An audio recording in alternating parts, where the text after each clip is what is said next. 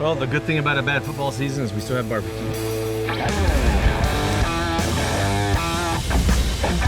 Welcome to the Southern Living Barbecue Pit for BBQ&A with Chef David Bancroft of Acre and Bow and Arrow in the loveliest village on the plains, Auburn, Alabama. We're going to talk about all things beef barbecue.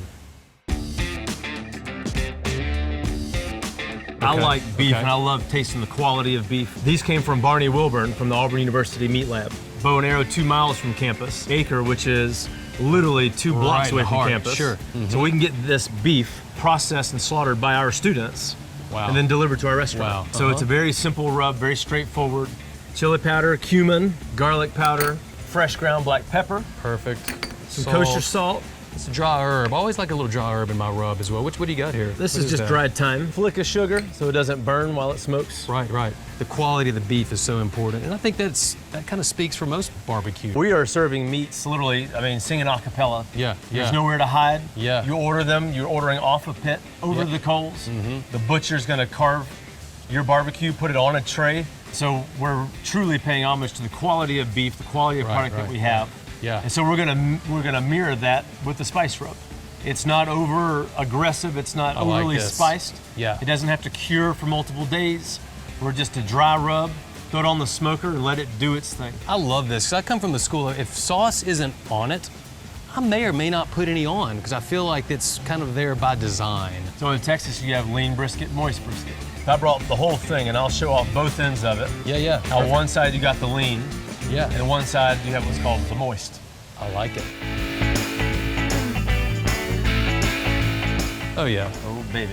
Beautiful.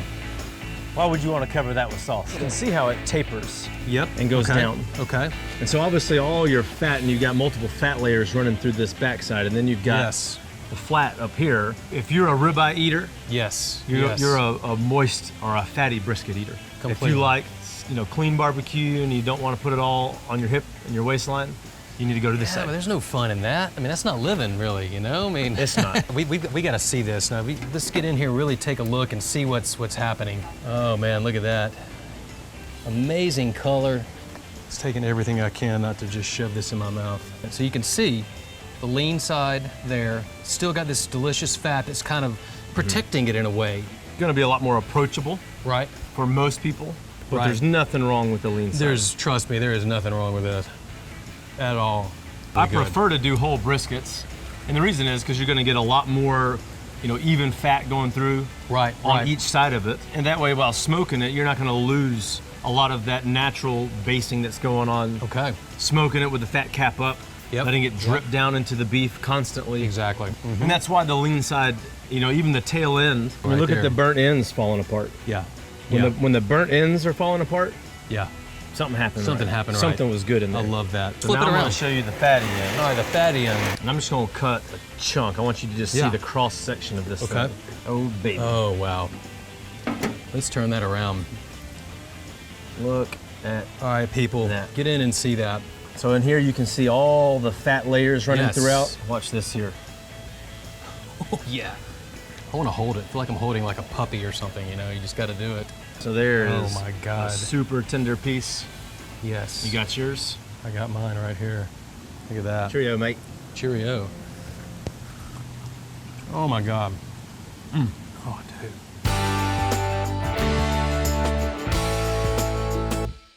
Every nation has their fire, their food that they do over fires, and how they fellowship over it. Totally. But barbecue, that's America. It's American. And I think, in my personal opinion, is that barbecue and backyards create some of the best chefs in America. I started on the grill, and then I taught myself French, and I taught myself European technique. My buddies used to come over to the house in San Antonio, and I'd pull a brisket off after a baseball game. Yeah. And we would just eat it with our hands. Sure. Barbecue for me is about simplicity. It's about letting something shine for just the quality and the time spent. Once you get over a fire, everything else in life is null and void. Yes. Doesn't matter where you're from, what gender, what ethnicity, what religion, what happened today. Everything is okay over a fire.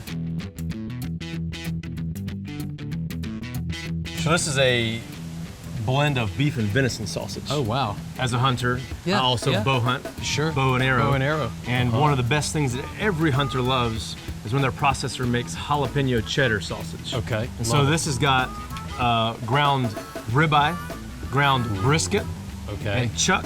Okay. And this has venison in it as well. Okay. Lots of fresh jalapenos. We grow those out at Acre. Then you've got chopped cheddar. Uh-huh. So when you cut into this, you should be able to see the jalapenos, You can see everything the in cheddar. there. Cheddar. Yep. Oh See man. these big chunks in there. Oh wow. Look at all the little cheddar pockets in there. That's fantastic. I love it. The first thing that happens, this warm creaminess of the cheddar, and then I get like beef kind of in your face. Oh yeah. And this sauce or the venison kind of undertone, and I like about You know. halfway through you start getting that green vegetable note. yes, The jalapeno absolutely. starts sneaking up, gets Yeah. a little grassy, Yes. and then it starts to bite. Most barbecue restaurants, especially in Alabama, not a lot of places venture into sausage. They really don't. It's super labor intensive. Yeah, yeah. It's difficult to make. It's very inconsistently made, but in Texas it's different. So I very much enjoy bringing this to Alabama.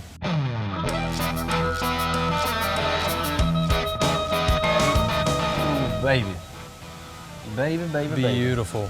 I mean, the first thing that just jumps out at me is that amazing color. These beef back ribs, like I said, have that beautiful ribeye fat that's going between the bones. The role the fat plays in this and with the brisket, it's sort of self-basting, in this case self-lacquering, because that fat is unbelievably, oh wow, that's so crispy. And if you can see what he's saying, that ribeye fat is oozing with moisture that is going to be oozing off into each rib. As I said earlier, the beef back ribs don't require just crazy overhandling. Right. Very simple, light rub. Okay. And just let the smoke and the fire do its thing. I mean, this right here was about three and a half hours. Oh, that's quick. quick and delicious. Yeah. You can see this. The fat's got a little crispiness to it. Grab that piece. I've been wanting to grab that piece. Grab that Should I piece. pull it off? Yeah, I would snatch it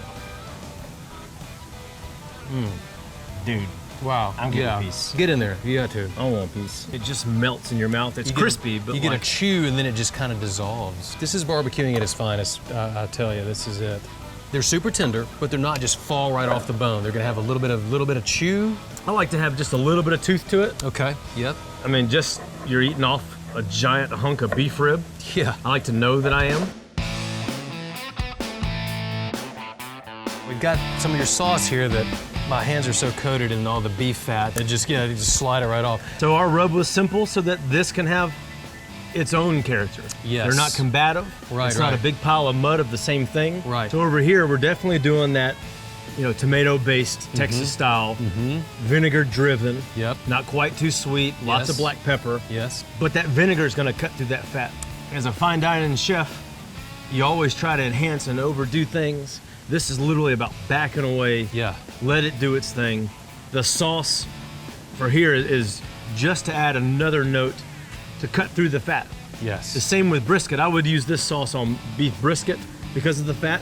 Yep. And on the beef ribs. You hit on something that really just, I don't know, I love so much. You said, this is about sort of stepping back, letting things happen, and let these very humble ingredients do their thing. So for me in the sauce land, this isn't about a basting brush. Right, right. For me, it's more just Oh, yeah, yeah. have bites in and out of sauce. I want you to be reminded of the bark Yes. by itself, and then I want you to go in with the barbecue sauce and have that yin and yang back and forth.